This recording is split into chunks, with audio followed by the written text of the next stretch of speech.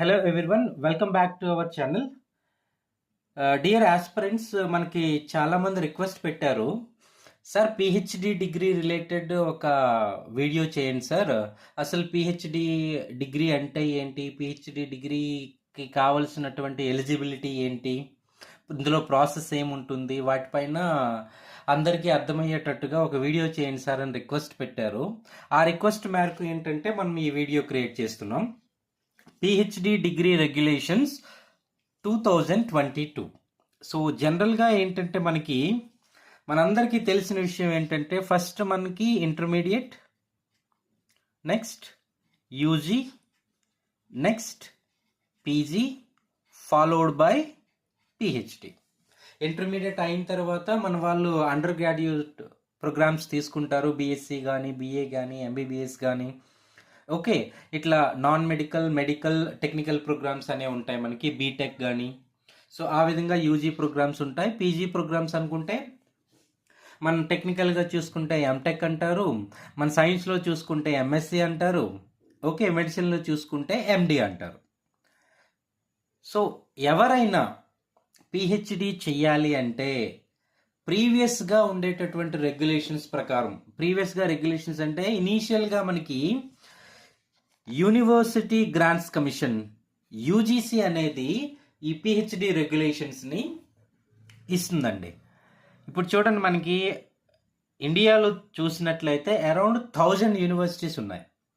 1000 యూనివర్సిటీస్లో కూడా different programmes run అవుతున్నాయి.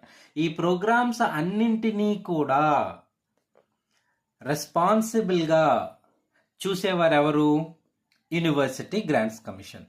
Okay, so ఇనీషియల్గా యూజీసీ ఏం చేసిందంటే, యూనివర్సిటీ గ్రాంట్ కమిషన్ 2009లో కొన్ని రెగ్యులేషన్స్ పట్టుకొచ్చిందండి. పిహెచ్డిలో అడ్మిషన్ ఎట్లా అవ్వాలి, ప్రాసెస్ ఏంటి, ఆ రిలేటెడ్ అనమాట. ఆ తర్వాత 2016లో కొన్ని మాడిఫికేషన్స్ వచ్చాయి. 2018లో 2 times మాడిఫికేషన్ చేశారు. సో ఫైనల్గా 2022లో రెగ్యులేషన్స్ అనేవి వచ్చాయి. ఆ రెగ్యులేషన్స్ అనేవి కరెంట్గా ఇండియన్ యూనివర్సిటీస్ అన్నీ కూడా మనకి ఫాలో అవుతున్నాయి. ఓకే, మనకి ఇండియన్ యూనివర్సిటీస్ చూసుకుంటున్నట్లయితే జనరల్గా ఏంటి, సెంట్రల్ యూనివర్సిటీస్ ఉంటాయి, స్టేట్ యూనివర్సిటీస్ ఉంటాయి, ఓకే, ప్రైవేట్ యూనివర్సిటీస్ ఉంటాయి. ఓకే, ఇందులో కొన్ని ఏంటంటే డీమ్డ్ యూనివర్సిటీ స్టేటస్ కూడా ఉంటుంది. మనకి ఐఐటీస్, ఎన్ఐటీస్ ఏంటంటే వాళ్ళ యొక్క రెగ్యులేషన్స్ అనేవి కొంచెం డిఫరెంట్గా ఉంటాయి. Even though they follow UGC guide lines, వాళ్ళు మరి కొంచెం అడ్వాన్స్డ్గా ఉంటారు.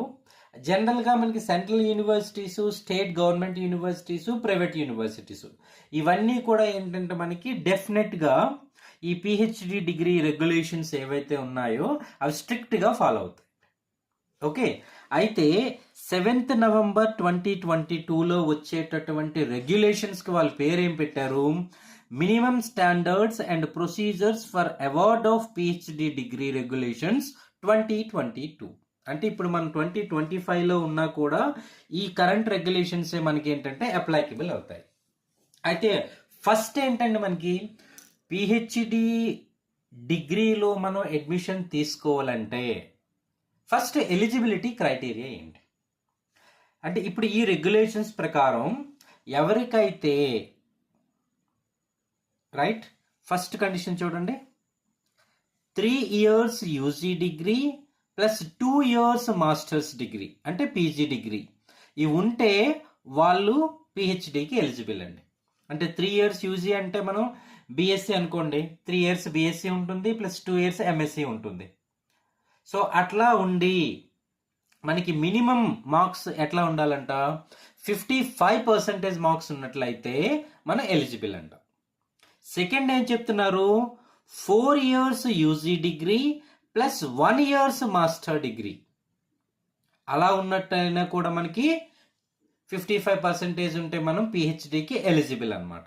లేదు 4 years UG degree with 75% marks aggregate ఉన్నట్లయినా కూడా మనం ఎలిజిబిలిటీ ఉంది. లేదు ఎంఎస్సి తర్వాత ఎంఫిల్ చేసి 55% మార్క్స్ని స్కోర్ చేసినట్లయితే ఆ విధంగా కూడా మనం పిహెచ్డిలో అడ్మిషన్ అనేది పొందవచ్చు అనమాట. అంటే ఇప్పుడు మనం చూస్తుంటే ఏమవుతుంది, ప్రీవియస్ రెగ్యులేషన్స్లో అయితే మనకి బీఎస్సీ ప్లస్ ఎంఎస్సీ ఉంటే డైరెక్ట్గా మనకి అడ్మిషన్ అనేది తెలుసు అందరికీ. ఇప్పుడు నేషనల్ ఎడ్యుకేషన్ పాలసీ 2020 వచ్చిన తర్వాత కొంచెం ఫ్లెక్సిబిలిటీ ఇచ్చారనమాట. ఆ ఫ్లెక్సిబిలిటీ ఏంటంటే మీరు 4 years అండర్ గ్రాడ్యుయేట్ డిగ్రీ చేయొచ్చు. అంటే సపోజ్ బీటెక్ చేశారనుకోండి, బీటెక్ చేసి 1 year మాస్టర్స్ ఉన్నా మీరు ఎలిజిబుల్ అవుతారు. లేదు బీఎస్సీనే 4 years చేశారు ప్లస్ 1 year మాస్టర్ చేశారు, అప్పుడు కూడా మీకు ఎలిజిబిలిటీ అనేది వస్తుంది అనమాట. ఇక్కడ ఇంకో కేటగిరీ ఏం పెట్టారు చూడండి, 4 years యూజీ విత్ 75% మార్క్స్. అంటే మనకి నేషనల్ ఎడ్యుకేషన్ పాలసీ 2020 ప్రకారం ఏంటంటే బీఎస్సీని కూడా మీరు 4 years చదవచ్చండి. Okay, normal degree with research అని చెప్పి. అంతేకాకుండా మనకి టెక్నికల్ ప్రోగ్రామ్స్ వాళ్ళు ఉన్నారు కదా, బీటెక్ వాళ్ళు, బీటెక్ డైరెక్ట్గా చేసి అందులో 75 మార్క్స్ స్కోర్ చేసినట్లయితే వాళ్ళు వితౌట్ ఎంటెక్ పిహెచ్డి చేయొచ్చండి. ఓకే, మనకి ఎంఎస్సి తర్వాత చాలా మంది 1 year ఎంఫిల్ చేస్తారు కదా, వాళ్ళు కూడా ఎలిజిబిలిటీ ఉందండి. అయితే ఇక్కడ ఇంకోటి ఏంటంటే మినిమం మార్క్స్ పర్సంటేజ్ ఎంత ఉండాలని చెప్పారు, 55% మ్యాండేటరీ అని చెప్పారు. అయితే ఇక్కడ ఏం చేశారంటే కొంత రిలాక్సేషన్ ఇచ్చారండి. ఒక 5% రిలాక్సేషన్ అయితే ఉంది. ఎవరెవరికి ఉంది, SC, ST, OBC, non creamy layer category and differently abled persons and also economically weaker sections, వీళ్ళందరికీ 5% రిలాక్సేషన్ ఇచ్చారండి. అంటే ఏంటి, 50% వాళ్ళకి ఈ క్రైటీరియాలో మార్క్స్ వాళ్ళు స్కోర్ చేసుకోగలిగినట్లయితే వాళ్ళు పిహెచ్డిలో అడ్మిషన్ తీసుకోవడానికి ఎలిజిబిలిటీ ఉంటుందన్నమాట. ఓకే, సో ఫస్ట్ కాన్సెప్ట్ ఏంటి, మనకి ఎలిజిబిలిటీ క్రైటీరియా, ఎవరు ఎలిజిబుల్ అన్నది మనం ఇప్పుడు డిస్కస్ చేసాం. ఓకే, ఇప్పుడు చూడండి, మనకి ఎంఎస్సిలో మనం అడ్మిషన్ తీసుకోవాలంటే ఏం చేయాలి, ఎవ్రీ యూనివర్సిటీ కూడా ఒక ఎగ్జామినేషన్ కండక్ట్ చేస్తుంది. సో ఆ ఎగ్జామినేషన్ ఎవరైతే క్రాక్ చేయగలరో వాళ్ళకి ఎంఎస్సిలో అడ్మిషన్ వస్తుంది. బీఎస్సీలో అయితే మోస్ట్ ప్రాబబ్లీ మనకి ఏంటి, మెరిట్ బేస్డ్లో అడ్మిషన్స్ అయిపోతుంటాయి కదా. సో ఈవెన్ దో కొన్ని యూనివర్సిటీస్ ఏంటంటే మనకి ఎగ్జామ్ కండక్ట్ చేస్తాయి, కొన్ని యూనివర్సిటీస్ ఏంటంటే డైరెక్ట్గా కూడా మీకు అడ్మిషన్ తీసుకుంటాయి యూజీ పీజీలో. అయితే ఇప్పుడు పిహెచ్డి రిలేటెడ్ మనం చూద్దామండి. ఫస్ట్ మనకి ఇప్పుడు ఏం తెలిసింది, నేషనల్ ఎడ్యుకేషన్ పాలసీ 2020లో ఏం చెప్పారంటే మనకి 3 years యూజీ ఉండొచ్చు ప్లస్ 2 years మాస్టర్స్ ఉండొచ్చు, లేదంటే 4 years యూజీ డిగ్రీ ఉండొచ్చు, 1 year మాస్టర్స్ ఉండొచ్చు. 4 years యూజీతో పాటు 75% మార్క్స్ ఉండాలి. ఇట్లా ఉన్నట్లయితే వీళ్ళు పిహెచ్డిలో అడ్మిషన్ తీసుకోవడానికి ఎలిజిబిలిటీ ఉంది అని చెప్పారు. అయితే మనం ఇప్పుడు జనరల్గా ఎంఎస్సి తీసుకుంటే మనకి ఎట్లా ఉంటుంది, 2 years డ్యూరేషన్ ఉంటుంది. జనరల్గా మనకి ట్రెడిషనల్ ప్రకారం చూసుకుంటే బిఎస్సి అంటే 3 years ఉంటుంది కదా. అట్లా ఏంటంటే పిహెచ్డి కూడా మినిమం డ్యూరేషన్ అనేది ఏంటి, ఇప్పుడు నేషనల్ ఎడ్యుకేషన్ పాలసీ ప్రకారం మనకి ఏంటంటే ఇక్కడ ఫ్లెక్సిబిలిటీ ఇచ్చారు, బాగానే ఉంది. ఇప్పుడు మనకి పిహెచ్డి డిగ్రీలో కూడా డ్యూరేషన్ ఎంత ఉంటుంది అనేది చాలా ఇంపార్టెంట్ అండి. ఎందుకంటే ఈ విషయం చాలా మంది మనకి రీసెర్చ్ స్కాలర్కి తెలియదు అనమాట. తెలియక ఏమవుతుందంటే వాళ్ళు యూనివర్సిటీలో చాలా ఎక్కువ టైం ఏంటంటే వాళ్ళు స్పెండ్ చేస్తున్నారు. ఓకే, సో మన వీడియో ద్వారా ఏంటంటే వీళ్ళందరికీ క్లారిటీ ఇచ్చే ప్రయత్నం చేద్దాం. ఇక్కడ చూడండి, మనకి యూనివర్సిటీ గ్రాంట్స్ కమిషన్ అనేది మనకి ఏం చెప్తుందో చూద్దాం. చూడండి ఏం చెప్తుంది, minimum duration of 3 years including the course work and maximum duration of 6 years from the date of admission to the PhD program. అంటే ఇప్పుడు ఏం చెప్తున్నాడు వీడు, పిహెచ్డి డిగ్రీని మనం 3 yearsలో కంప్లీట్ చేయొచ్చు, అది మినిమం టర్ము, మ్యాక్సిమం టర్మ్ ఎంతండి 6 years. అయితే ఇక్కడ ఒక టెర్మినాలజీ యూజ్ చేశారండి, ఇంక్లూడింగ్ కోర్స్ వర్క్ అని పెట్టారనమాట. అంటే ఈ కోర్స్ వర్క్ ఏంటంటే ఇనీషియల్గా నీకు అడ్మిషన్ అయిపోయిన వెంటనే మీకు వాట్ ఈజ్ రీసెర్చ్ అనేది తెలియదు కదా. అది తెలుసుకోవడం కోసం ఏంటంటే మనకి ఒక 6 months అంటే ఒక 1 సెమిస్టర్ ఏంటంటే రీసెర్చ్ రిలేటెడ్ సబ్జెక్ట్ అనేవి టీచర్స్ మీకు టీచ్ చేస్తారు. ఓకే, లేదంటే మీరు మనకి ఆన్లైన్ పోర్టల్లో కూడా మీరు దాన్ని ఆప్ చేసుకోవడం ద్వారా ఏమవుతుందంటే మీకు ఫెమిలియారిటీ పెరుగుతుంది అనమాట. సో ఫెమిలియారిటీ పెరగడం వల్ల ఏమవుతుంది, మీకు ఫర్దర్గా మీ పర్టికులర్ రీసెర్చ్ ఏరియాపై మీరు ఫోకస్ చేసేటటువంటి పాసిబిలిటీ ఉంటుంది. ఓకే, సో మనకి ఈ మినిమం డ్యూరేషన్ 3 years మనం చూసుకున్నట్లయితే ఫస్ట్ 6 months అనేది మీకు స్టడీ పీరియడ్ అనుకుంటే అది కోర్స్ వర్క్ అంటాము. నెక్స్ట్ 2.5 years అనేది మీరు ఏదైతే కోర్ టాపిక్ తీసుకున్నారో దానిపైన మీరు రీసెర్చ్ చేస్తారు. ఓకే, అయితే ఇప్పుడు ఈ ఫస్ట్ పాయింట్ బట్టి మనకి ఏం తెలుస్తుంది, మ్యాక్సిమం డ్యూరేషన్ అనేది 6 years అండి. అంటే ఏ యూనివర్సిటీలో అయినా ఒక రీసెర్చ్ స్కాలర్ అనేవాడు ప్రాపర్గా వర్క్ చేసినట్లయితే 6 years కంటే మించకూడదండి ఆ పిహెచ్డి. సో మీ సూపర్వైజర్స్ ఎవరైనా మిమ్మల్ని ఇబ్బంది పెట్టినట్లయితే మీరు వాళ్ళని క్వశ్చన్ చేయొచ్చు అనమాట, మీరు కోర్టు కూడా వెళ్ళొచ్చు. అయితే ఇక్కడ కొంచెం ఎక్స్టెన్షన్ కూడా ఇచ్చారండి. సమ్ టైమ్స్ ఏమవుతుందంటే 6 yearsలో కంప్లీట్ అవ్వలేదు అనుకోండి, అక్కడ ఏమన్నారు 2 years మే బి ఎక్స్టెండెడ్. అప్పుడు టోటల్ ఎంత అవుతుందండి, 8 years అవుతుంది. ఇక్కడ ఏంటంటే మనకి జనరల్గా యూజీసీ ప్రకారం ఒక రూల్ ఉందండి, N+2 రూల్ అని. సపోజ్ మీరు ఇనీషియల్గా బీఎస్సీలో జాయిన్ అయ్యారు అనుకోండి, జనరల్గా బీఎస్సీ ఎన్ని సంవత్సరాలు ఉంటుంది, మనకి 3 years ఉంటుంది కదా. అంటే మీకు మ్యాక్సిమం డ్యూరేషన్ అక్కడ చెప్పాలంటే ఏమవుతుంది, 3+2 అంటే 5 yearsలో మీరు బీఎస్సీ డిగ్రీని కంప్లీట్ చేయగలగాలి. ఇక్కడ కూడా ఏమైందంటే ఇక్కడ మ్యాక్సిమం డ్యూరేషన్ 6 years ఇచ్చాడు కదా. సో అండర్ సమ్ సర్కమ్స్టెన్సెస్ మీకు మరో 2 years అనేది ఎక్స్టెన్షన్ దొరుకుతుంది. అంటే రీజన్ అనేది సపోర్టివ్గా ఉండాలండి, డాక్యుమెంట్ ఎవిడెన్స్ ఉండాలి. ఉంటే మీకు మెడికల్ గ్రౌండ్స్లో అట్లా ఏమైనా ఉన్నట్లయితే మరో 2 years ఎక్స్టెండ్ అయ్యి టోటల్ మీరు 8 years మీరు స్పెండ్ చేయొచ్చు.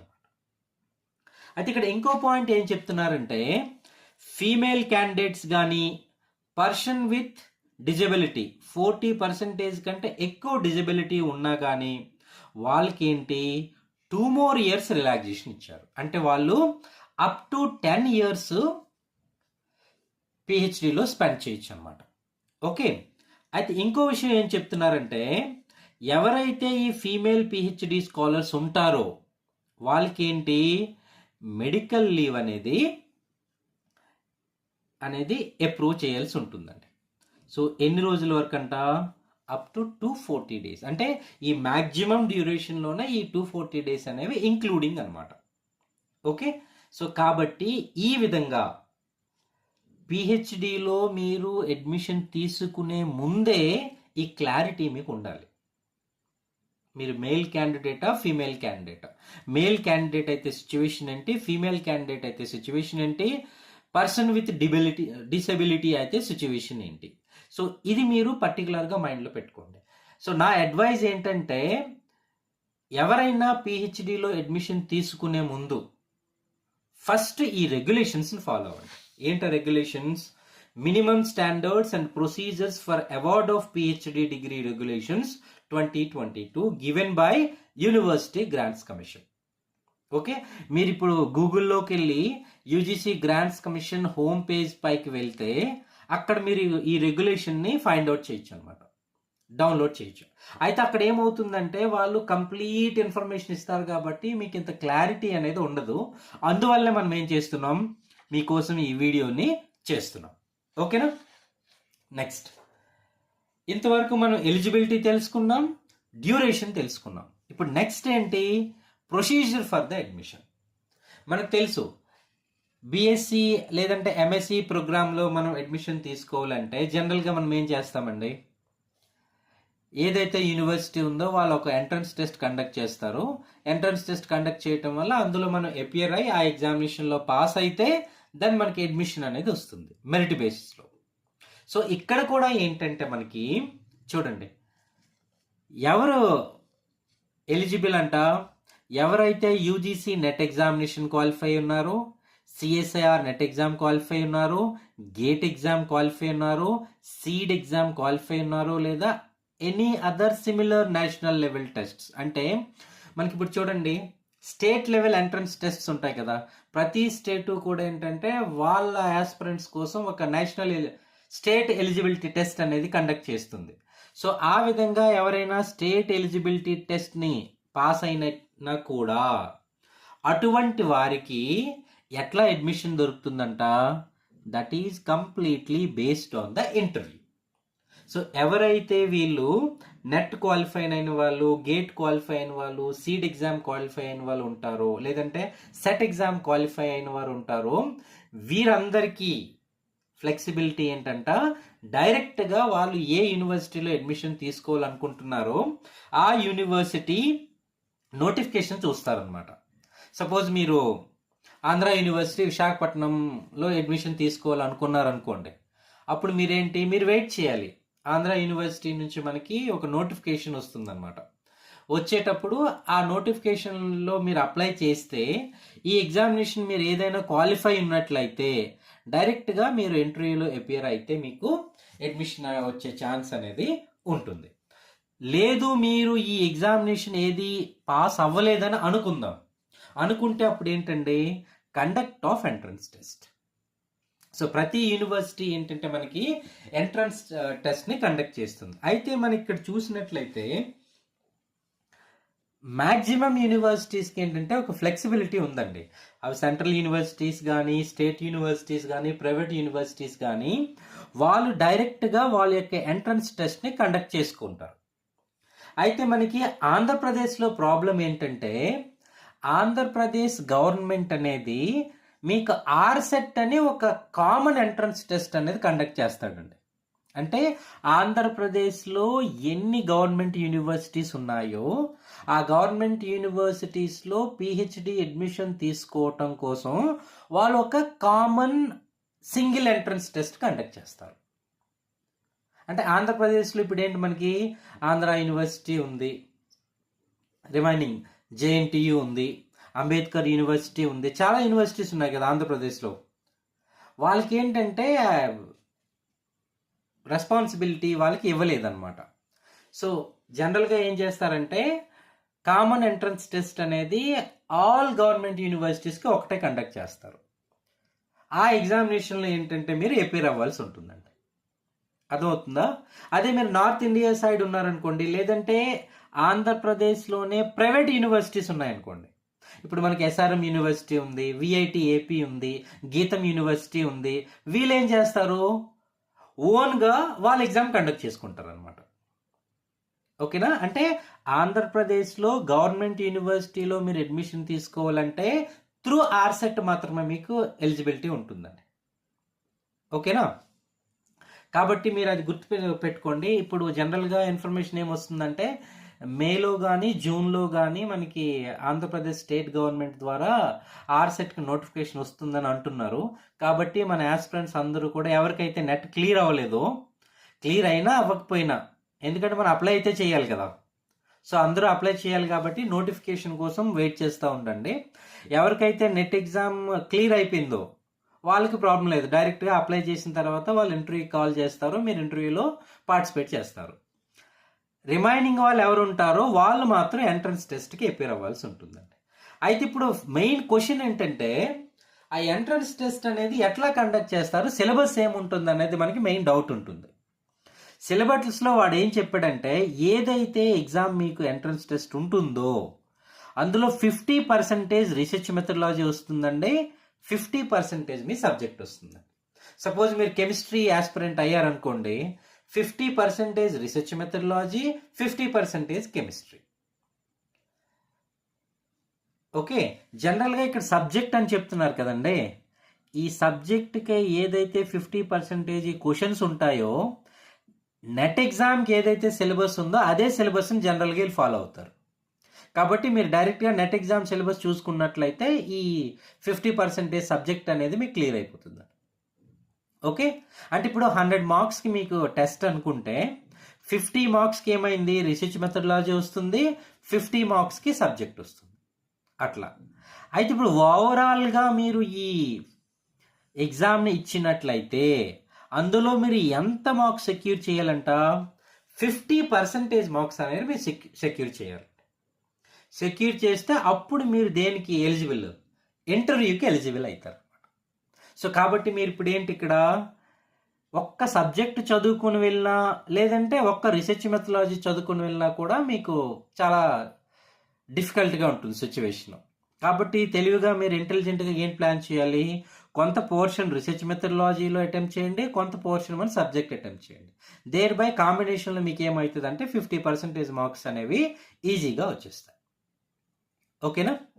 ఇప్పుడు మనకి రీసెర్చ్ మెథడాలజీ కూడా మనకి యూజీసీ కానీ మీరు చూసినట్లయితే జనరల్గా యూజీసీ నెట్ ఎగ్జామినేషన్ అనేది మనకి సోషల్ సైన్సెస్ వారు, మేనేజ్మెంట్ వాళ్ళు వీళ్ళందరూ రాస్తుంటారు. సిఎస్ఐఆర్ అనేది మన సైన్స్ వాళ్ళు రాస్తుంటారు, మ్యాథమెటిక్స్, ఫిజిక్స్, కెమిస్ట్రీ వీళ్ళు రాస్తుంటారు అనమాట. మనకి ఇక్కడ ఫ్లెక్సిబిలిటీ ఏంటంటే మ్యాక్సిమం మనకి ఏంటంటే సబ్జెక్ట్ బేస్డ్ క్వశ్చన్స్ ఉంటాయండి. ఇక్కడ ప్రాబ్లం ఏంటంటే యూజీసీ నెట్లో మనకి 2 పోర్షన్స్ ఉంటాయి, ఒకటి రీసెర్చ్ మెథడాలజీ, ఒకటి సబ్జెక్టు. కాబట్టి ఇక్కడ వీళ్ళకి ఏంటంటే కొంచెం ప్రాబ్లం ఉంటుంది. అయితే ఇక్కడ వీళ్ళకు ఉండేటటువంటి ఒక ఫ్లెక్సిబిలిటీ ఏంటంటే యూజీసీ నెట్లో నెగిటివ్ మార్కింగ్ ఉండదు. మనకి సిఎస్ఐఆర్ నెట్లో గేట్లో ఏమవుతుందంటే నెగిటివ్ మార్కింగ్ అనేది ఉంటుంది. సో వీళ్ళు ఎక్కువ సిలబస్ చదువుతారు, నెగిటివ్ మార్కింగ్ ఉండదు. మనం మ్యాక్సిమం సబ్జెక్ట్ రిలేటెడ్ చదువుతాం కాబట్టి మనకి నెగిటివ్ మార్కింగ్ అనేది ఇస్తున్నాడు. సో జనరల్గా మనం చూసుకుంటే ఏంటి, ఏదైనా university exam entrance test conduct చేస్తే అందులో 50% మార్క్స్ అనేది మీరు సెక్యూర్ చేయగలిగితే మీరు ఇంటర్వ్యూకి ఎలిజిబుల్ అవుతారు. ఇక్కడ చూడండి, ఎవరైతే యూజీసీ నెట్, సిఎస్ఐఆర్ ఇది క్లియర్ చేశారో వాళ్ళు డైరెక్ట్ ఇంటర్వ్యూ. మీరు ఎగ్జామ్ క్వాలిఫై అయిపోయిన తర్వాత మీరు కూడా ఇంటర్వ్యూకి వచ్చేసారు. సో ఈ లెవెల్లో మీరు ఏంటంటే ఇద్దరు కూడా సిమిలర్ అయిపోయారు. అయితే ఏదైతే ఈ 50% మార్క్స్ వాడు చెప్పాడో మళ్ళీ రిలాక్సేషన్ 5% ఇచ్చాడండి. ఎవరికి ఇచ్చారు? SC, SC, ST, OBC, non క్రిమి లేయర్, పర్సన్ విత్ డిజబిలిటీ,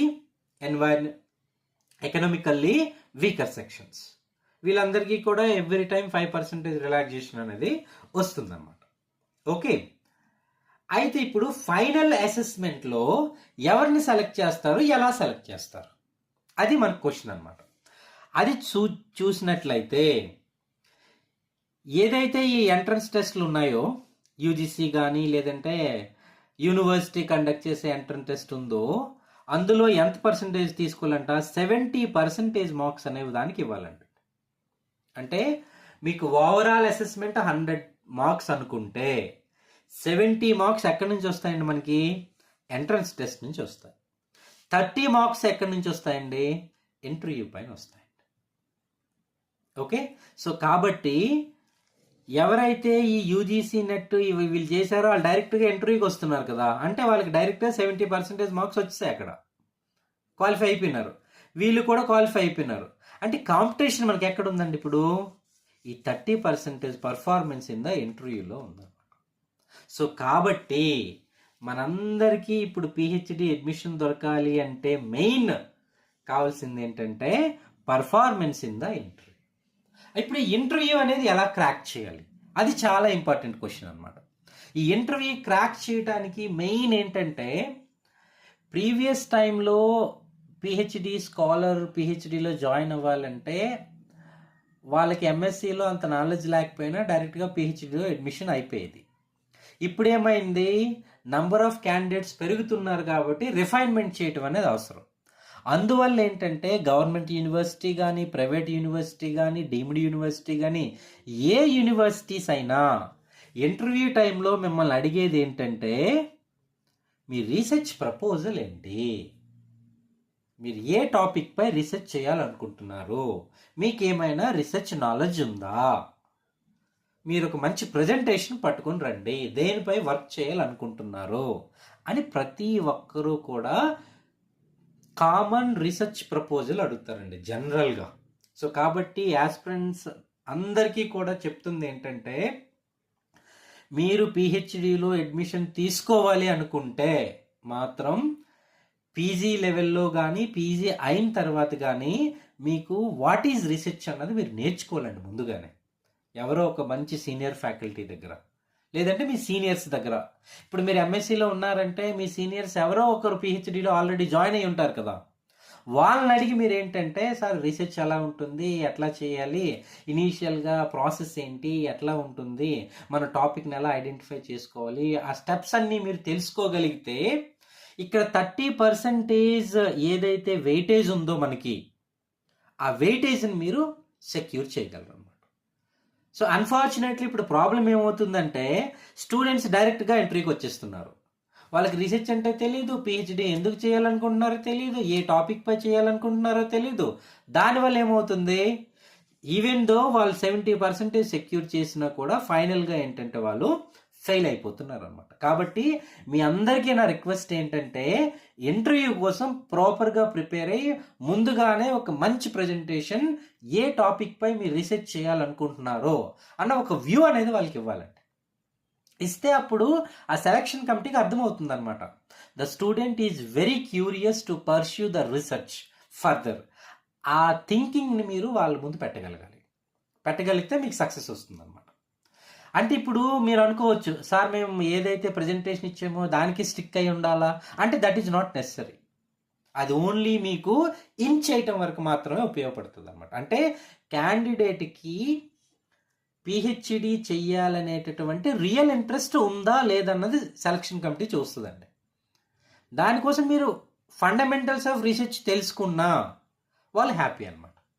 ఎందుకంటే నెక్స్ట్ 3 yearsలో ఏంటంటే మీరు అదంతా కూడా నేర్చుకోవచ్చు మీ సూపర్వైజర్ దగ్గర. సో కాబట్టి మీరు అందరూ కూడా ఒక మంచి ప్రజెంటేషన్ ప్రిపేర్ చేసుకోండి ఇంటర్వ్యూ కోసం. ఒక టాపిక్ని సెలెక్ట్ చేసుకోండి. ఓకే, అయితే మనం ఇక్కడ చెప్పాం కదా, చాలామంది యూజీసీ నెట్ క్లియర్ చేస్తారు, సిఎస్ఐఆర్ నెట్ క్లియర్ చేస్తున్నారని. వాళ్ళు క్లియర్ చేసేటప్పుడు ఏమవుతుందంటే 3 categories పెట్టారనమాట ఎగ్జామినేషన్లో. Only PhD, assistant professor plus JRF. ఇప్పుడు ఇది ఫస్ట్ కేటగిరీ అండి. అంటే తక్కువ మార్క్స్ వచ్చినట్లయితే, మినిమం మార్క్స్ వచ్చేటట్లయితే పిహెచ్డి కేటగిరీ ఇస్తారు. దాని యొక్క వ్యాలిడిటీ ఏంటంటే 1 year అనమాట. అంటే మీకు రిజల్ట్ వచ్చిన డే నుంచి విత్ ఇన్ 1 year మీరు ఏదో ఒక యూనివర్సిటీలో పిహెచ్డిలోకి ఎంటర్ అయిపోవాలన్నమాట. లేదంటే ఆ స్కోర్ కార్డ్ అనేది వ్యాలిడ్ కాదు. ఓకే, ఇది ఉండడం వల్ల మీకు బెనిఫిట్ ఏంటి, ఈ యూనివర్సిటీ ఎంట్రన్స్ టెస్ట్ ఏదైతే ఉంటుందో అందులో మీరు పార్టిసిపేట్ చేయాల్సిన పని లేదన్నమాట. డైరెక్ట్గా ఇంటర్వ్యూకి ఎప్పుడు అయిపోలేదు. సో ఎవరైతే ఆల్రెడీ పిహెచ్డి ఓన్లీ కేటగిరీలో ఉన్నారో వాళ్ళు డైరెక్ట్గా ఇంటర్వ్యూకి ప్రిపేర్ అయిపోండి. మంచి ప్రజెంటేషన్ ప్రిపేర్ చేసుకోండి, మీ సీనియర్ దగ్గరికి వెళ్ళండి, కన్సల్ట్ చేయండి, చేసి వాళ్ళ దగ్గర డిస్కస్ చేసి ప్రజెంటేషన్ చేసుకుంటారు. సెకండ్ ఏంటంటే అసిస్టెంట్ ప్రొఫెసర్. మీరు అసిస్టెంట్ ప్రొఫెసర్ అయ్యారంటే ఏంటి, దీనికంటే ఎక్కువ మార్క్స్ వచ్చేటట్టే కదా. అంటే పిహెచ్డి ప్లస్ అసిస్టెంట్ ప్రొఫెసర్ 2 మీ దగ్గర ఉన్నట్లే. సో ఇదేంటంటే యూనివర్సిటీస్లో అసిస్టెంట్ ప్రొఫెసర్గా మీరు వర్క్ చేయాలంటే మీరు డైరెక్ట్గా అప్లై చేసుకోవచ్చు. సపోజ్ మీరు ఎంఎస్సీ అయిపోయిన వెంటనే మీకు అసిస్టెంట్ ప్రొఫెసర్ కేటగిరీ వచ్చింది అనుకోండి, ఏదైనా గవర్నమెంట్ యూనివర్సిటీ కానీ ప్రైవేట్ యూనివర్సిటీ కానీ నోటిఫికేషన్ వస్తే మీరు డైరెక్ట్గా అసిస్టెంట్ ప్రొఫెసర్కి అప్లై చేసుకోవచ్చు, పిహెచ్డి లేకపోయినా. నెక్స్ట్ కేటగిరీ చూడండి, అసిస్టెంట్ ప్రొఫెసర్ ప్లస్ జేఆర్ఎఫ్. అంటే అసిస్టెంట్ ప్రొఫెసర్ ఉంటుంది ప్లస్ ఇక్కడ జూనియర్ రీసెర్చ్ ఫెల్లో. ఇదేంటంటే మీకు సిఎస్ఐఆర్ నెట్ మీరు క్లియర్ చేస్తే జేఆర్ఎఫ్ కేటగిరీలో సిఎస్ఐఆర్ అనేది మీకు ఫెలోషిప్ ఇస్తుందండి. అదే మీరు యూజీసీ నెట్లో ఈ కాంపోనెంట్ని క్లియర్ చేశారనుకోండి, అప్పుడు యూజీసీ మీకు ఫెలోషిప్ ఇస్తుందండి. అయితే ఎన్ని సంవత్సరాల వరకు ఫెలోషిప్ ఇస్తుందంటే మీకు 5 years వరకు ఫెలోషిప్ ఇస్తుందండి. How many years? 5 years మీకు ఫెలోషిప్ వస్తుంది. సో కాబట్టి మన టార్గెట్ ఎలా ఉండాలి, ఎవరికైనా నెట్ ఎగ్జామ్ క్లియర్ చేస్తున్నాము అంటే అసిస్టెంట్ ప్రొఫెసర్ ప్లస్ జేఆర్ఎఫ్ కేటగిరీని క్లియర్ చేసుకునేటట్టు మనం ఉండాలి. ఓకే, అయితే ఈ జేఆర్ఎఫ్ మీరు వన్స్ క్లియర్ అయిన తర్వాత విత్ ఇన్ 2 years మీరు ఏదో ఒక యూనివర్సిటీలో పిహెచ్డిలో అడ్మిషన్ తీసుకోవాలి, లేదంటే మీకు ఫెలోషిప్ అనేది యాక్టివేట్ అవ్వదు. So it is very mandatory condition. ఎవరైతే జేఆర్ఎఫ్ కేటగిరీలో స్టూడెంట్స్ ఉంటారో వాళ్ళు ముందుగానే అర్థం చేసుకోవాలి, సెలెక్ట్ అయిన రోజు నుంచి నెక్స్ట్ 2 years లోపల ఏదో ఒక యూనివర్సిటీలో పిహెచ్డి ఎన్రోల్మెంట్ తీసుకొని మీరు ఫెలోషిప్ని యాక్టివేట్ చేసుకోండి. ఓకేనా? అయితే ఈ ఫెలోషిప్ 5 years అని చెప్పాం కదా, ఫస్ట్ 2 ఇయర్స్కి పేరేమి ఇచ్చాడండి, జూనియర్ రీసెర్చ్ ఫెలో అంటారు అనమాట. ఇప్పుడు కరెంట్ ఉన్న సిచ్యువేషన్ ప్రకారం 30,000 పర్ మంత్ అనేది మీకు అమౌంట్ వస్తుంది, స్టైఫండ్ వస్తుంది, plus based on the city HRA వస్తుంది. అంటే అరౌండ్ 40,000 వరకు మీకు ఫస్ట్ 2 ఇయర్స్ ఎవ్రీ మంత్ అనేది వస్తుందండి. అదే ఎస్ఆర్ఎఫ్ అంటే నెక్స్ట్ 3 ఇయర్స్కి ఇస్తున్నాడు. 2 ఇయర్స్ తర్వాత ఏ ఆర్గనైజేషన్లో మీరు వర్క్ చేస్తున్నారో 2 ఇయర్స్ ఏంటి మీ పర్ఫార్మెన్స్ అనేది వాళ్ళకి ప్రజెంటేషన్ తీసుకుంటారు. ఆ ప్రజెంటేషన్లో మీరు సక్సెస్ఫుల్ అయినట్లయితే మీకు ప్రమోషన్ వస్తుందండి ఇక్కడ సీనియర్ రీసెర్చ్ ఫెలోగా. సో నెక్స్ట్ 3 ఇయర్స్ మీరు కంటిన్యూ అవ్వచ్చు. ఇప్పుడు ప్రజెంట్ ఉన్న సిచ్యువేషన్ ప్రకారం స్టైఫండ్ ఎలా ఉంది, 42,000 plus HRA. This is based on the city completely. So around 46 to 47,000 అనేది మీకు 3 ఇయర్స్ వస్తున్నాను. సో ఓవరాల్ మీకు జేఆర్ఎఫ్ క్లియర్ చేసుకుంటే 5 ఇయర్స్ మీరు గవర్నమెంట్ దగ్గర నుంచి ఫెలోషిప్ తీసుకోవచ్చు, ఎవరిపై డిపెండ్ అవ్వాల్సిన పని లేదు. సపోజ్ మీరు ఇవి క్లియర్ చేయలేదు అనుకోండి, కొన్ని గవర్నమెంట్ యూనివర్సిటీస్ ఏంటంటే వాళ్ళ ఇన్స్టిట్యూట్ ద్వారా కొన్ని ఫెలోషిప్లు ఇస్తారు, 12,000 అని 15,000 అని అట్లా. అయితే మనం ఆంధ్రప్రదేశ్లో చూసుకుంటున్నట్లయితే గీతం యూనివర్సిటీ 33,000 ఇస్తుంది, ఎస్ఆర్ఎం యూనివర్సిటీ 40,000 ఇస్తున్నట్టున్నారు, విఐటి ఏపీ అనేది కూడా అరౌండ్ 35 to 40,000 అనేది ఇస్తుంది అనమాట. సో మీరేంటంటే ఏ విధంగానైనా ఫెలోషిప్ కేటగిరీలోకి వచ్చేటట్టు చూసుకోండి. మీరు ఫెలోషిప్ కేటగిరీలోకి రావాలంటే మెయిన్ కాంపోనెంట్ ఏంటంటే మీ ఇంటర్వ్యూ. మీరు ఇంటర్వ్యూలో పర్ఫెక్ట్గా సెలక్షన్ కమిటీ ముందు అపియర్ అయి మీరు జస్టిఫై చేయగలిగినట్లయితే మీకు ఫెలోషిప్ బేస్డ్ మనకి పిహెచ్డి అనేది వస్తుందండి. ఓకేనా? సో ఇది క్రైటీరియా. అంటే ఇప్పుడు ఏమైంది, అడ్మిషన్ తీసుకోవాలంటే మీరు నెట్ ఎగ్జామ్ అయినా పాస్ అయి ఉండాలి, లేదంటే corresponding university entrance test clear చేసుకొని ఇంటర్వ్యూ క్లియర్ చేసుకొని ఎంటర్ అయిపోవాలి. వన్స్ మీరు ఎంటర్ అయిపోయిన తర్వాత ప్రాసెస్ ఏంటి, ఓకే, అయిపోయిన తర్వాత ప్రాసెస్ ఏంటంటే ఫస్ట్ మనకి allocation of the research supervisor. మీరు యూనివర్సిటీలోకి వచ్చిన వెంటనే మీకు అలాట్మెంట్ అయిపోతుందండి రీసెర్చ్ సూపర్వైజర్, మీరు ఎవరి అండర్లో వర్క్ చేయొచ్చు అనేది. అయితే మనకి యూనివర్సిటీ సెటప్ తీసుకుంటే 3 types ఆఫ్ ఫ్యాకల్టీ మెంబర్స్ ఉంటారు అక్కడ, professors, associate professors, assistant professors. ఇట్లా 3 కేటగిరీ ఆఫ్ ప్రొఫెసర్స్ అనేది ఉంటారండి. అసిస్టెంట్ అంటే జూనియర్స్ అనమాట, అసోసియేట్ అంటే కొంచెం సీనియర్స్, ప్రొఫెసర్స్ అంటే సూపర్ సీనియర్స్. ఓకేనా? సో కాబట్టి ఇప్పుడే మీరు డిసైడ్ చేసుకోవాలి, ప్రొఫెసర్ అండర్లోకి వెళ్తారా, అసోసియేట్ ప్రొఫెసర్ అండర్కి వెళ్తారా, అసిస్టెంట్ ప్రొఫెసర్ అండర్కి వెళ్తారా అనేది. సో ప్రతి ఒక్క ప్రొఫెసర్ యొక్క డొమైన్ అనేది మీకు యూనివర్సిటీ వెబ్సైట్లో అవైలబుల్గా ఉంటుంది. సపోజ్ మీరు ఆర్గానిక్ కెమిస్ట్రీ స్టూడెంట్ అనుకున్నారనుకోండి, హెట్రోసైక్లిక్ సింథసిస్ పైన వర్క్ చేస్తారు. ఇనార్గానిక్ అనుకోండి, ఇనార్గానిక్ కాంప్లెక్సెస్ పై వర్క్ చేస్తారు. ఫిజికల్ స్టూడెంట్స్ అనుకోండి, ఎలక్ట్రోకెమిస్ట్రీపై వర్క్ చేస్తాం అనుకోండి. అంటే డిపెండింగ్ అపాన్ ది స్పెషలైజేషన్ మీరేంటంటే సూపర్వైజర్ని ఐడెంటిఫై చేయాలని ఉంటుంది. ఓకే, అయితే ఇంకో విషయం ఏంటంటే మీరు అనుకున్న ఏరియాలో ప్రొఫెసర్ ఉంటారని ఉండదు. అసిస్టెంట్ ప్రొఫెసర్ ఉండొచ్చు, అసోసియేట్ ప్రొఫెసర్ ఉండొచ్చు, లేదంటే ప్రొఫెసర్ కూడా మీ లక్ బాగుంటే ప్రొఫెసర్ కూడా ఉండొచ్చు. అయితే వాళ్ళ అండర్లో వేకెన్సీస్ ఎలా ఉంటాయంట, అసిస్టెంట్ ప్రొఫెసర్ అయితే 4 మెంబర్ని తీసుకోవచ్చు, అసోసియేట్ ప్రొఫెసర్ అయితే 6 మెంబర్స్ని తీసుకోవచ్చు, ప్రొఫెసర్ అయితే 8 మెంబర్స్ని తీసుకోవచ్చు. ఓకే, వీళ్ళు ఇలా తీసుకోవాలంటే వాళ్ళకి ఎన్ని పబ్లికేషన్స్ ఉండాలంట, అసోసియేట్ ప్రొఫెసర్ అయితే మినిమం 5 పబ్లికేషన్స్ ఉండాలి, అసిస్టెంట్ ప్రొఫెసర్ అయితే 3 పబ్లికేషన్స్ అనేవి ఉండాలండి. ఓకే, అయితే ఇక్కడ ఉన్న సిచ్యువేషన్ ప్రకారం మీరు చూసుకుంటున్నట్లయితే మీరు జస్ట్ ఏం చేస్తారంటే యూనివర్సిటీ వెబ్సైట్లోకి వెళ్ళి మీరు అనుకున్న డొమైన్లో ఎవరు ప్రొఫెసర్స్ ఉన్నారో మీరు ఐడెంటిఫై చేసుకుంటారు. చేసుకున్న తర్వాత కరస్పాండింగ్ హెడ్ ఆఫ్ ది డిపార్ట్మెంట్ని కానీ కరస్పాండింగ్ ఇన్ఛార్జ్ని కానీ కలుస్తారనమాట. So allotment of the supervisor అనేది ఎవరైతే ఇన్ఛార్జ్ పొజిషన్లో ఉంటారో వాళ్ళ రెస్పాన్సిబిలిటీ అనమాట. వన్స్ మీకు అడ్మిషన్ కన్ఫర్మ్ అయిపోయింది అంటే మీరు టెన్షన్ పడవలసిన పని లేదు. అది డిపార్ట్మెంట్ యొక్క రెస్పాన్సిబిలిటీ మీకు ఎవరో ఒక సూపర్వైజర్ని సెట్ చేయటం. చాలా మంది ఏమవుతుందంటే ఇప్పుడు నేను చూస్తున్నాను కొన్ని యూనివర్సిటీస్లో ఏమవుతుందంటే ఎంట్రన్స్ టెస్ట్ అయిపోయి ఇంటర్వ్యూ అయిపోయిన తర్వాత రిజల్ట్ డిక్లేర్ అయిపోతుంది. రిజల్ట్ డిక్లేర్ అయిపోయిన తర్వాత వాళ్ళు ఏం చేస్తారంటే ఒక పర్టికులర్ పీరియడ్ ఇస్తారు, 1 వీక్ 2 వీక్స్ అట్లా టైం ఇస్తారు అనమాట. టైం ఇచ్చి వాళ్ళు ఏం చెప్తారంటే మీరే సూపర్వైజర్ని ఐడెంటిఫై చేసుకోండి అని చెప్తారనమాట. అప్పుడు చెప్పేటప్పుడు ఏంటి, ఈ పర్టికులర్ క్యాండిడేట్ డిపార్ట్మెంట్లో ఎవరైతే సూటబుల్ పర్సన్స్ ఉన్నారో వాళ్ళు అనుకునేటటువంటి ఏరియాలో రీసెర్చ్ ఉందో వాళ్ళని అప్రోచ్ అవుతారు. ఓకే, ఫర్ ఎగ్జాంపుల్ వీళ్ళు అనుకున్న ప్రొసెస్ డినై చేస్తారు అనుకోండి, లేదంటే సపోజ్ ఒక పర్సన్ ఉన్నారు, ఆయనకి ఆల్రెడీ 4 మెంబర్స్ ఫుల్ఫిల్ అయిపోయినారు, సో 4 కంటే ఎక్కువ ఆయన తీసుకునే ఛాన్స్ లేదు, 5th క్యాండిడేట్ అలాట్ చేయలేము. అప్పుడు స్టూడెంట్ భయపడవలసిన పని లేదు, యూనివర్సిటీ మీకు ఆల్రెడీ అడ్మిషన్ ఇచ్చింది కాబట్టి that is the university responsibility to create the supervisor for the research scholar. Okay, suppose ఇక్కడ మీరు అనుకున్న దానిలో లేదనుకోండి, టెంపరీగా వేరే ఫ్యాకల్టీని మీకు అసైన్ చేస్తారు.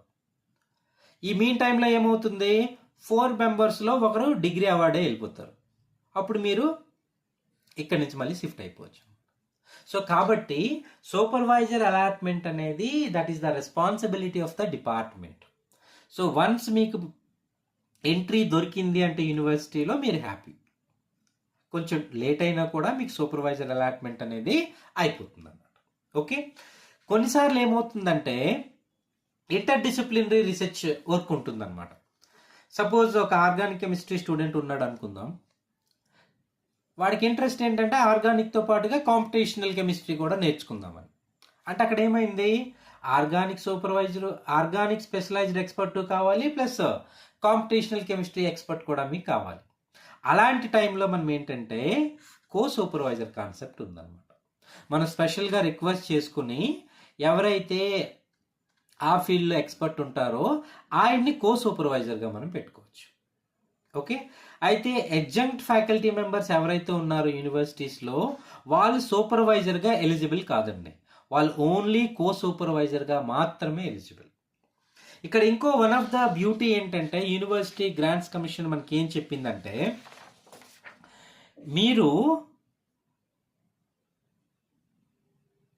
ఎవరైతే కో సూపర్వైజర్ అని అనుకుంటున్నారో మీరు అడ్మిషన్ తీసుకున్న యూనివర్సిటీలోనే కాదు, వాళ్ళు ఇండియాలో ఏ యూనివర్సిటీలో ఉన్నా కూడా వాళ్ళ అండర్లో వేకెన్సీ ఉంటే వాళ్ళని మనం కో సూపర్వైజర్గా పెట్టుకోవచ్చు. ఓకేనా, ఇంకో కండిషన్ ఏం చెప్తున్నారంటే relocation of female PhD scholar due to marriage or otherwise due credits to the parent institute. ఇక్కడ ఏంటి, ఫీమేల్ రీసెర్చ్ స్కాలర్స్కి ఒక ఆప్షన్ ఏమి ఇచ్చారంటే, పాపం వాళ్ళకి మ్యారేజ్ అయితే ఏమవుతుంది, లొకేషన్ షిఫ్టింగ్ అయిపోతుంది కదా, లేదంటే సమ్ మెడికల్ కండిషన్స్ కూడా అవ్వచ్చు, లొకేషన్ షిఫ్టింగ్ అవ్వచ్చు.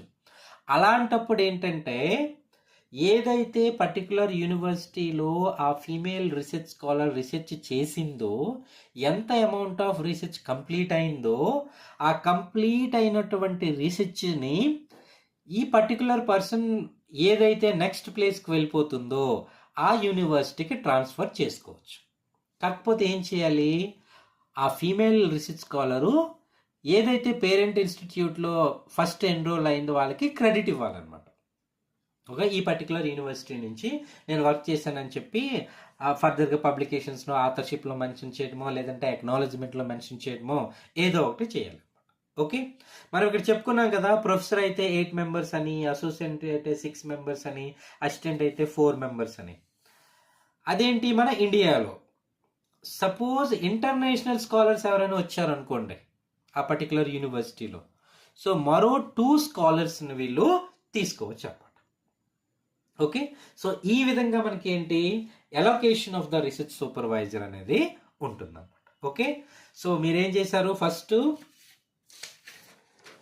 ఎలిజిబిలిటీ చెక్ చేసుకున్నారు, ప్రోగ్రామ్ డ్యూరేషన్ తెలుసుకున్నారు, డ్యూరేషన్ తెలుసుకున్న తర్వాత అడ్మిషన్ ప్రొసీజర్ తెలుసుకున్నారు, అడ్మిషన్ ప్రొసీజర్ తెలుసుకున్న తర్వాత మీకు ఎంట్రీ అయిపోయింది యూనివర్సిటీలో ఎంట్రీ అయిపోయిన తర్వాత ఏమైంది, సక్సెస్ఫుల్గా మీకు రీసెర్చ్ సూపర్వైజర్ అలొకేషన్ అయిపోయింది అనమాట. అయిపోయిన తర్వాత మీకు స్టార్ట్ అయ్యే కాంపోనెంట్ ఏంటండి, దట్ ఈస్ కోర్స్ వర్క్ అనేది మీకు స్టార్ట్ అవుతుంది.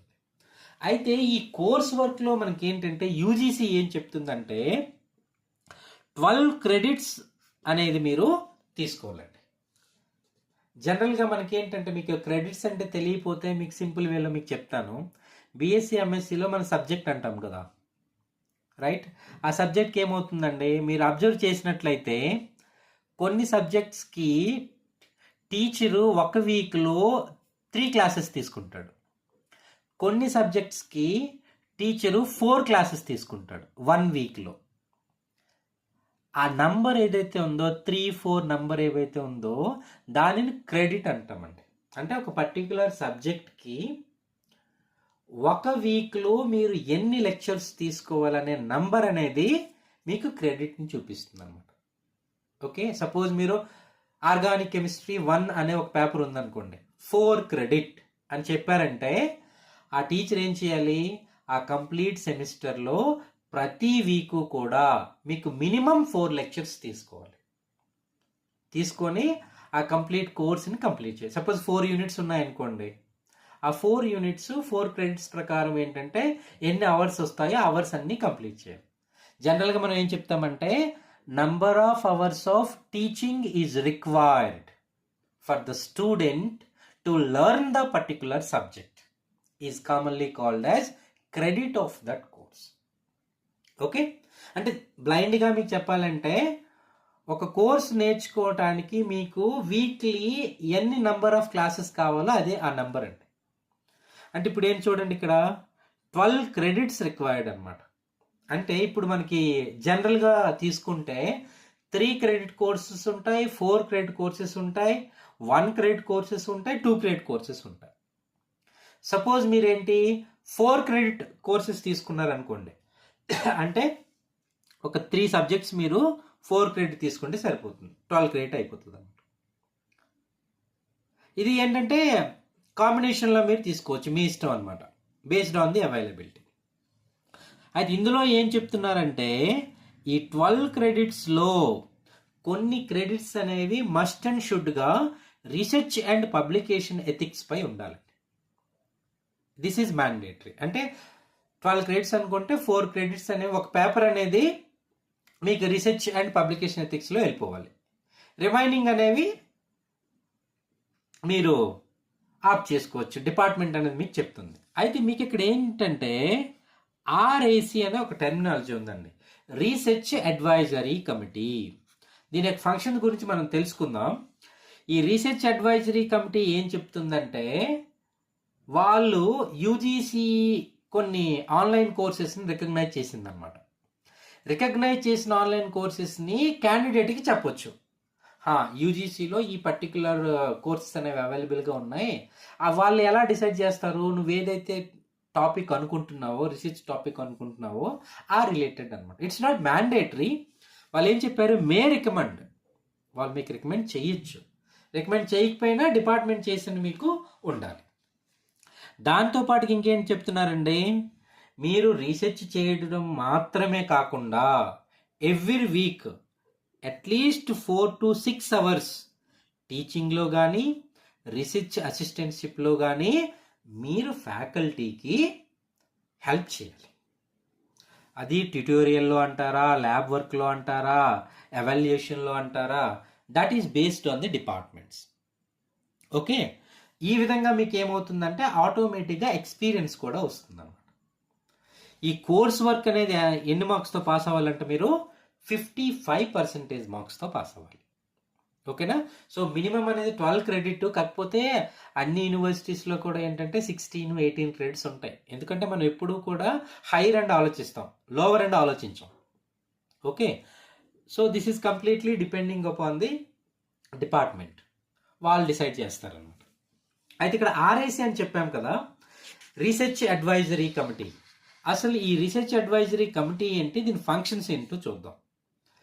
ఈ ఆర్ఐసి అనేది ప్రతి రీసెర్చ్ స్కాలర్కి కూడా సపరేట్గా ఉంటుందండి. అంటే ఇప్పుడు ఎంఎస్సి తీసుకున్నాం అనుకోండి, ఒక సబ్జెక్ట్కి ఒకే టీచర్ ఉంటాడు. 40 మెంబర్ స్టూడెంట్స్ అయినా, 60 మెంబర్ స్టూడెంట్స్ అయినా, ఎంతమంది అయినా. కానీ పిహెచ్డిలో అలా కాదు. పిహెచ్డి అంటేనే ఏంటి, it is a research programme.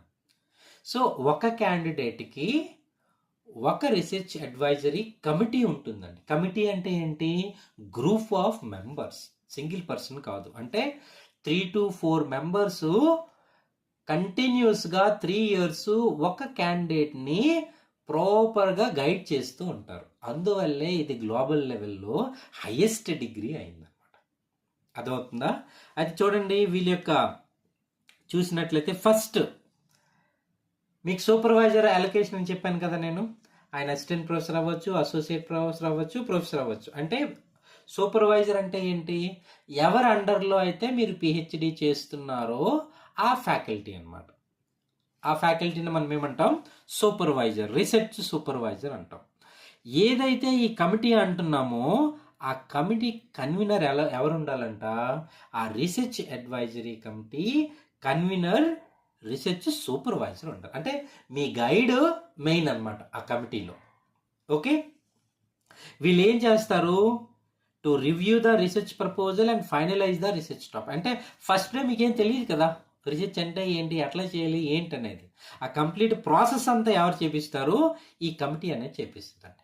Okay, check the progress of the research work. మీరు ఎవ్రీ 6 months ఏం చేయాలంటే ప్రజెంటేషన్ ఇవ్వాలండి ఈ కమిటీ ముందు, ఒక రిపోర్ట్ సబ్మిట్ చేయాలి. ఓకే, సో కంటిన్యూస్గా వాళ్ళు ఏం చేస్తుంటారు? మీ యొక్క ప్రోగ్రెస్ని చెక్ చేస్తూ ఉంటారు.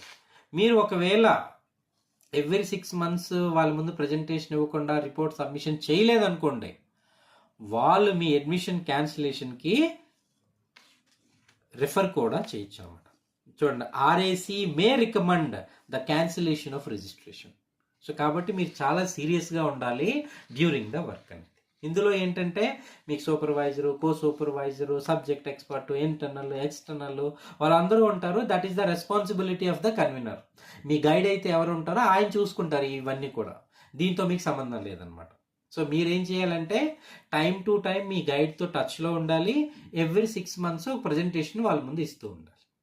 ఓకేనా? Next, evaluation and assessment. అన్నీ బాగవుతున్నాయి, అన్నీ ప్రాపర్గా అవుతున్నాయి. ఫైనల్గా మీకు డిగ్రీ అలాట్మెంట్ అనేది ఎలా ఉంటుంది అది చూసినట్లయితే ఫస్ట్ ఏం చెప్పారండి? కోర్స్ వర్క్ కంప్లీట్ చేయాలి. ఎన్ని క్రెడిట్స్? 12 credits కంప్లీట్ చేయాలి. జనరల్గా ఏంటంటే మోస్ట్ ఆఫ్ ది యూనివర్సిటీస్లో ఫస్ట్ 6 monthsలోనే కోర్స్ వర్క్ అయిపోతుందండి. కొన్ని యూనివర్సిటీస్ ఏం చేస్తున్నాయంటే సపోజ్ ఎవరైనా ఫెయిల్ అయిపోయారు అనుకోండి, వాళ్ళకి మరో 6 months టైం ఇస్తారనమాట. సో ఓవరాల్ ఏంటంటే విత్ ఇన్ 1 year మీరేం చేయాలంటే కోర్స్ వర్క్లో మీకు ఎన్ని సబ్జెక్ట్స్ ఉన్నాయో అవన్నీ క్లియర్ చేసుకోగలగాలి. అవి ఆన్లైన్ అయినా అవ్వచ్చు, ఆఫ్లైన్ అయినా అవ్వచ్చు. అది అయిపోయిన వెంటనే మీరేం చేయాలి? You need to start your research work. ఈ రీసెర్చ్ వర్క్ స్టార్ట్ చేయడానికి మీకు ఎవరు హెల్ప్ చేస్తారు? Research advisory committee. అందులో మెయిన్ ఎవరు? మీ సూపర్వైజర్. ఓకేనా? సో ఇదంతా అయిపోయిన తర్వాత మనం 3rd year ఎండింగ్కి వచ్చాం అనుకోండి. అంటే దాని అర్థం ఏంటి? మ్యాక్సిమం వర్క్ అనేది మీకు కంప్లీట్ అయిపోయింది. సో నువ్వు ఏదైతే వర్క్ని కంప్లీట్ చేసావో దానిని మనం ఒక రిపోర్ట్ ఫామ్లో సబ్మిట్ చేస్తాం. దాన్నే మనం ఏమంటారు? థీసిస్ అంటారు. బిఫోర్ సబ్మిటింగ్ ద థీసిస్, ఏదైతే ఈ ఫైనల్ డాక్యుమెంట్ మీరు సబ్మిట్ చేయాలనుకుంటున్నారో డిపార్ట్మెంట్కి, అది సబ్మిట్ చేసే ముందు మీరేం చేయాలి? Candidate shall make a final presentation before RAC. It is open to all research scholars and faculty members in the university. మీరు ఏదైతే 2.5 years వర్క్ లేదంటే అరౌండ్ 3 years వర్క్ కంప్లీట్ చేసుకున్నారో ఈ కంప్లీట్ చేసిన వర్క్ అంతటినీ కూడా all research scholars, all university faculty members and your research team RAC వీళ్ళందరి ముందు ఏంటంటే క్యాండిడేట్ ప్రజెంటేషన్ ఇవ్వాలి. ప్రజెంటేషన్ ఇచ్చి అప్పుడు వాళ్ళందరూ ఓకే చెప్పారనుకోండి, then you can proceed further. Okay, అప్పుడు ఏం చేస్తారు? ప్లగరిజం చెక్ చేస్తారండి. సో ప్లగరిజం అంటే ఏంటి? ఏదైతే మీరు వర్క్ కంప్లీట్ చేసి అది రిపోర్ట్ ఫామ్లో కన్వర్ట్ చేసావో, థీసిస్ ఫామ్లో కన్వర్ట్ చేసావో, అది అథెంటిసిటీని చెక్ చేస్తారు. నువ్వు ఎక్కడి నుంచైనా కాపీ చేసావా లేదంటే నీ ఒరిజినల్ వర్కా, దాన్ని ఏమంటారు? ప్లగరిజం చెక్ అంటారు. సో ఈ ప్లగరిజం చెక్ ఏంటంటే ఆల్వేస్ లెస్ దాన్ 10% ఉండాలండి. ఇది మీరు చాలా దీనిగా గుర్తుపెట్టుకోవాలి. From the first day of your research you should keep in your mind that your thesis plag check must be less than 10%. నా థీసిస్ చూసుకున్నట్లయితే ఓన్లీ 4% ఉందండి ప్లగరిజం చెకింగ్. సో ఈ చెకింగ్ అంతా అయిపోయిన తర్వాత మనకి ఏమవుతుంది, submission of the thesis for the evaluation మీరు సబ్మిట్ చేస్తారు. ఈ సబ్మిట్ చేసేసినటువంటి ఏదైతే థీసిస్ మీ ఉందో డిపార్ట్మెంట్లో అదేంటి, అట్లీస్ట్ 2 ఎగ్జామినర్స్తో ఎవాల్యుయేట్ అవ్వాలండి. 2 ఎక్స్పర్ట్స్ దాన్ని ఎవాల్యుయేట్ చేయాలి. ఇఫ్ పాసిబుల్ యూజీసీ ఏం సజెస్ట్ చేసిందంటే ఒకరిని ఇండియా నుంచి తీసుకోండి, సెకండ్ మెంబర్ని outside of India any other country international ఎక్స్పర్ట్ని తీసుకోండి అని చెప్పి ఒక క్లాజ్ ఇచ్చింది. So that is based on the university premises and everything. So యూనివర్సిటీకి ఫ్లెక్సిబిలిటీ ఉంది, వాళ్ళకి ఎక్స్పర్ట్స్ దొరికారు అంటే వాళ్ళు పంపించుకోవచ్చు. లేదు అంటే ఇండియాలోనే 2 ఎగ్జామినర్స్ ఉంటారు, వాళ్ళు కూడా ఎలా ఉండాలి, ఫ్రమ్ ద డిఫరెంట్ స్టేట్స్ ఉండాలి 2 ఎగ్జామినర్స్. మీరు ఆంధ్రప్రదేశ్లో ఫర్ ఎగ్జాంపుల్ మీరు పిహెచ్డి చేశారనుకోండి ఆంధ్ర యూనివర్సిటీ నుంచి, సో మన ఆంధ్ర నుంచి ఒక ఎక్స్పర్ట్ ఉండొచ్చు, Telangana, Tamil Nadu, Kerala, from north India, from anywhere మరో ఎక్స్పర్ట్ ఉండొచ్చు. లేదంటే ఆ ఎక్స్పర్ట్ ఎవరు అవ్వచ్చు, మనకి ఇంటర్నేషనల్ అవ్వచ్చు. ఓకే, అట్లా ఏంటంటే ఈ 2 ఎగ్జామినర్స్ ఏం చేస్తారు, మన యొక్క థీసిస్ని ఎవాల్యుయేట్ చేస్తారు. ఎవాల్యుయేట్ చేసి సక్సెస్ఫుల్గా వాళ్ళ రిపోర్ట్స్ వచ్చాయి అనుకోండి, ఓకే క్యాండిడేట్ వర్క్ అనేది చాలా బాగుంది, ఒరిజినల్ వర్క్, సో మేము సాటిస్ఫై అయ్యామనే రిపోర్ట్ వచ్చింది అనుకోండి, అప్పుడు మీకు ఫైనల్ వైవా వాయిస్ కండక్ట్ చేస్తారు. కోవిడ్ వచ్చిన తర్వాత ఏంటంటే మనకి ప్రొవిజన్ వచ్చింది, ఆన్లైన్ కూడా మనం కండక్ట్ చేసుకోవచ్చు. ఇది కూడా ప్యూర్గా డిపార్ట్మెంట్ అండ్ యూనివర్సిటీపై డిపెండ్ అయి ఉంటుంది. ఈ వైవా వాయిస్లో ఎవరు వస్తారండి మనకి, ఎవరైతే ఈ 2 ఎగ్జామినర్స్ ఉన్నారో ఈ 2 ఎగ్జామినర్స్లో ఒక ఎగ్జామినర్ ఉంటాడు ప్లస్ మీ సూపర్వైజర్ ఉంటాడు. ఇన్ కేస్ ఉండాలంటే ఆర్ఐసి మెంబర్స్ ఉంటారు. అంతేగాని ఇక్కడ చూడండి స్టార్టింగ్లో మీరు open to all research scholars faculty members అన్నారు కదా, ఇక్కడ వీళ్ళందరూ వస్తారు కానీ వీళ్ళకి ఇక్కడ క్వశ్చన్ చేసేటటువంటి అధికారం లేదనమాట. ఫైనల్ వైవా వాయిస్లో ఓన్లీ ఎగ్జామినర్, సూపర్వైజర్ మాత్రమే ఫైనల్ క్వశ్చనింగ్ చేస్తారు. ఇక్కడ బిఫోర్ సబ్మిషను ఎవరైనా క్వశ్చన్ చేయొచ్చు, మీకు మీ డిపార్ట్మెంట్ కాకపోయినా కూడా రెలవెంట్గా ఉంటే క్వశ్చన్ చేయొచ్చు, మీరేంటంటే దానికి ఆన్సర్ చేయాల్సి ఉంటుంది. So that's why this is open to all. ఇక్కడ కూడా ఓపెన్ టు ఆల్ అంటారు కానీ బట్ క్వశ్చన్ చేసే కెపాసిటీ ఎవరికి ఉంటుంది, ఇక్కడ ఎగ్జామినర్ అండ్ సూపర్వైజర్. ఎందువల్ల, ఈ ఎగ్జామినరు సూపర్వైజరే కదా నీ థీసిస్ని కంప్లీట్గా చదివారు, వాళ్ళకి మాత్రమే కదా అర్థమవుతుంది కంప్లీట్గా. సో అందువల్ల ఏంటంటే ఎగ్జామినర్ అండ్ సూపర్వైజర్ వీళ్ళిద్దరు మాత్రమే మీకు క్వశ్చన్స్ వేస్తారు.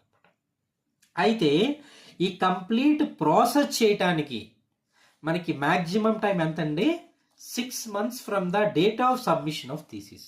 ఇది చాలా చాలా ఇంపార్టెంట్. చాలా యూనివర్సిటీస్లో మన రీసెర్చ్ స్కాలర్స్ చాలా సఫర్ అవుతున్నారనమాట ఈ పాయింట్ తెలియక.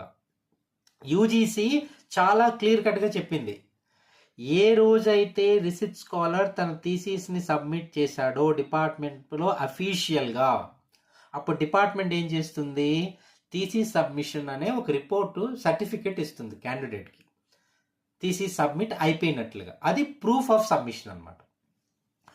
ఆ రోజు నుంచి వితిన్ 6 months మీకు డిగ్రీ యూనివర్సిటీ అలాట్ చేసి తీరవలసిందే.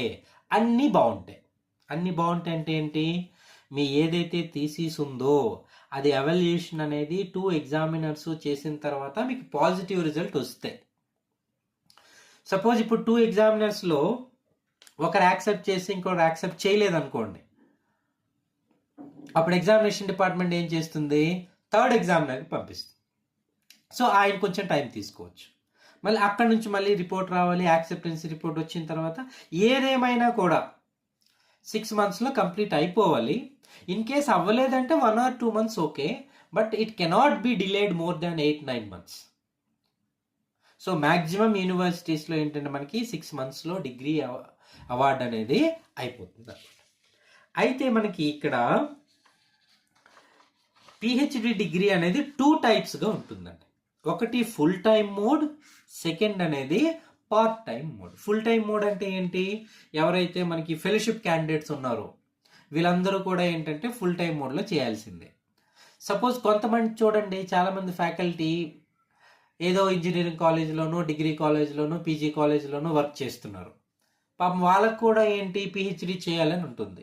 ఫ్యామిలీ కండిషన్స్ వల్ల ఏమవుతుంది, వాళ్ళకి జాబ్ అనేది మ్యాండేటరీ. సో జాబ్ వదులుకోలేకుండా వాళ్ళు పిహెచ్డి చేయలేరు. అలాంటి వారి కోసం ఏమైంది, ఇక్కడ పార్ట్ టైం మోడ్ అనేది ఇంట్రడ్యూస్ చేశారు. ప్రాసెస్ అంతా సేమ్ అండి దానికి దీనికి. అయితే వాళ్ళు ఏం చేయాలి, నో అబ్జెక్షన్ సర్టిఫికేట్ అనేది మ్యాండేటరీగా సబ్మిట్ చేయాల్సిందే. అంటే వాళ్ళు వర్క్ చేస్తున్నట్టు ప్రూఫ్ అనేది చూపించాలి. వాళ్ళు చూపిస్తేనే దే ఆర్ ఎలిజిబుల్. ఓకే, ఇక్కడ ఇంకోటి ఏం చెప్పారు, ఆన్లైన్ పిహెచ్డి కానీ డిస్టెన్స్ మోడ్ పిహెచ్డి కానీ మనం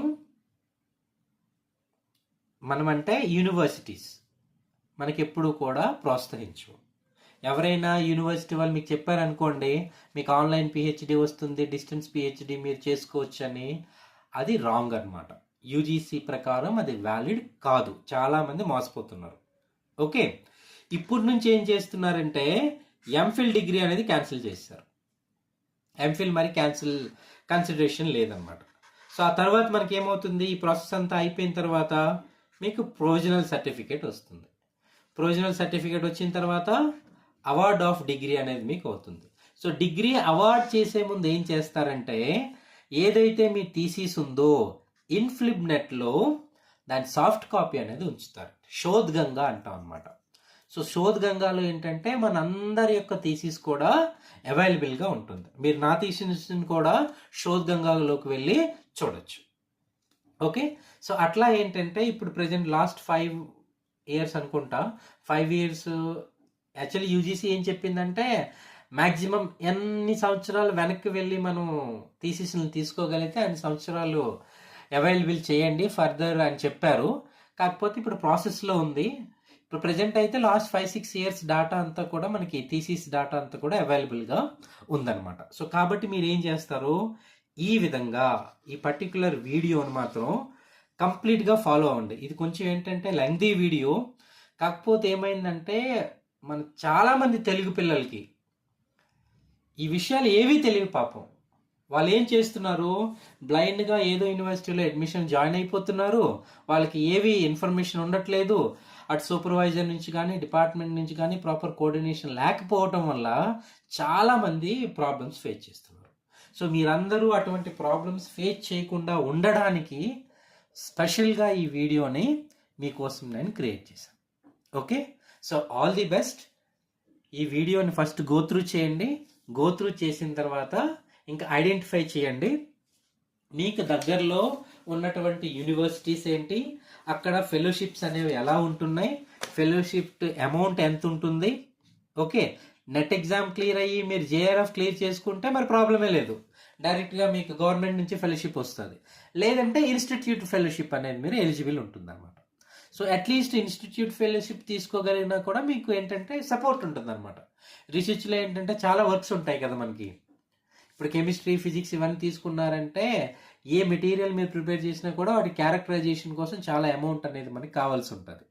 అదే మీరు ఇంటెలిజెంట్గా మీరు ఫెలోషిప్ తీసుకోగలిగితే ఆ అమౌంట్ మీరు పెట్టుకొని క్యారెక్టరైజేషన్ అన్నీ కూడా మీరు చేసుకోవచ్చు. ఓకే, సో ఈ వీడియో చూసిన తర్వాత ఫర్దర్గా మీకు ఎటువంటి డౌట్స్ ఉన్నా కూడా సో నన్ను కాంటాక్ట్ చేస్తే ఫర్దర్ డీటెయిల్స్ అన్నీ కూడా మీకు చెప్తాను.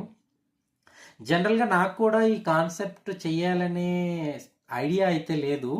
So one of the student ఏంటంటే మన ఛానల్లో పర్సనల్గా రిక్వెస్ట్ పెట్టాడు, సార్ ఎట్లాగైనా ఒక మంచి వీడియో చేయండి సార్. ఆయన ఏమన్నారంటే కెమిస్ట్రీలో అడ్మిషన్ తీసుకోవడం ఎట్లా అన్న దానిపైన చేయండి అని చెప్పారు. తర్వాత నేను ఆలోచించాను, ఇటువంటి క్యాండిడేట్స్ చాలామంది ఉన్నారు కదా మనకి. సో అందరికీ ఉపయోగపడే విధంగా మనం ఒక మంచి వీడియో చేస్తే బాగుంటుందని ఈ పర్టిక్యులర్ 1 hour వీడియో మీకోసం టైం స్పెండ్ చేసి ఇన్ఫర్మేషన్ గ్యాదర్ చేసి ప్రాపర్గా మీ అందరి కోసం పట్టుకొచ్చాను. సో మీరేం చేస్తారంటే ఈ వీడియోని కంప్లీట్గా విని అండర్స్టాండ్ చేసుకొని ఏ యూనివర్సిటీలో మీరు అడ్మిషన్ తీసుకోవాలనుకుంటున్నారో ఆ యూనివర్సిటీకి అప్లై చేసి సక్సెస్ అవ్వండి. ఓకే. వన్స్ సక్సెస్ అయిన తర్వాత, అడ్మిషన్ వచ్చిన తర్వాత మన ఛానల్లో మీరేంటంటే మీ అకౌంట్ ద్వారా, సార్ మీ గైడ్లైన్స్ వల్ల మేము ఇట్లా ఈ యూనివర్సిటీలో అడ్మిషన్ తీసుకున్నామని చెప్పి ఓన్లీ ఒక కామెంట్ పెట్టండి. ఓకేనా?